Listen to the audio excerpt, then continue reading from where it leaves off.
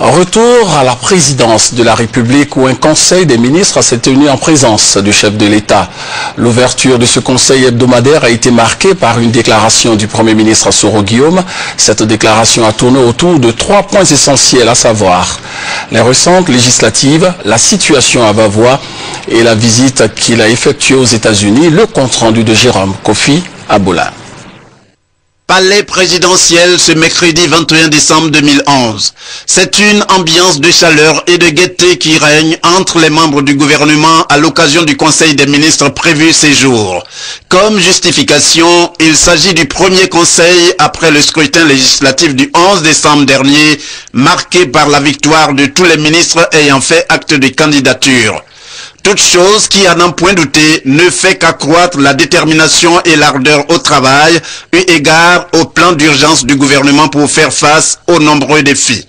C'est donc dans cette dynamique qu'à la table autour du président de la République ce mercredi, les ministres vont une fois de plus s'illustrer pour examiner les grands dossiers sur le développement du pays. L'État continuera à faire croître les ressources intérieures au niveau de la fiscalité des portes de la douane et au niveau de la fiscalité intérieure.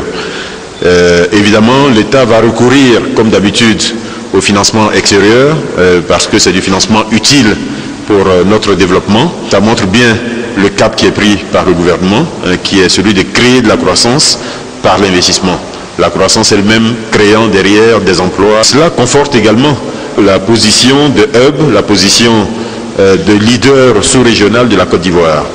L'ouverture des travaux de ce conseil est marquée par une déclaration du Premier ministre Guillaume Kigbafori Soro. Déclaration pour saluer la victoire des ministres aux législatives. Elle est également pour le chef du gouvernement l'occasion de déplorer et condamner les événements de Vavois et faire ensuite le point de sa récente visite aux États-Unis, très positive pour la Côte d'Ivoire. Cette mission a été du reste pour nous l'occasion de rencontrer de nombreuses personnalités, parmi lesquelles la présidente de l'Assemblée des États partis au statut de Rome, Mme Tina Entelman, ainsi que des représentants des pays membres permanents du Conseil de sécurité de l'ONU. Nous avons aussi rencontré M. Luis Moreno Ocampo, l'actuel procureur général de la Cour pénale internationale, et Mme Fatou Bensouda, procureur général adjoint et futur procureur général de cette juridiction internationale. Monsieur le Président, vous me permettrez de vous transmettre les chaleureuses salutations de M. Ban Ki-moon, secrétaire général des Nations Unies. Je n'oublierai pas, et pour cause, de citer M.